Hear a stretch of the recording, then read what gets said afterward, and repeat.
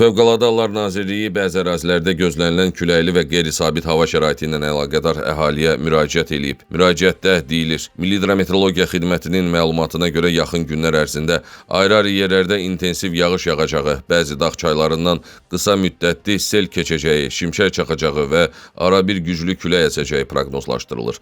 Qeyd olunanları nəzərə alaraq Fövqəladə Hallar Nazirliyi müvafiq təhlükəsizlik qaydalarını bir daha xatırladır.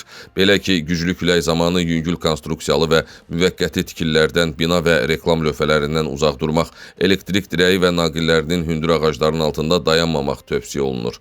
Bundan əlavə, güclü küləyin baş verən yanğınların söndürülməsi ilə əlaqədar yaratdığı çətinlikləri nəzərə alaraq, küləkli hava şəraitində yanğın təhlükəsizliyi qaydalarına xüsusilə diqqət yetirilməlidir. Həmçinin, kiçik həcmli gəmi istifadəçiləri belə hava şəraitində dənizə çıxmağın qadağan olunduğunu nəzərə almalıdır. Eləcə də intensiv yağıntılardan səbəb ola biləcəyi sel və daşqından qorunmaq üçün sel və daşqın təhlükəli ərazilərdən uzaq durmaq, bu təhlükə ilə üzləşdikdə dərhal yaxınlıqdakı yüksəkliyə qalxmaq tövsiyə olunur.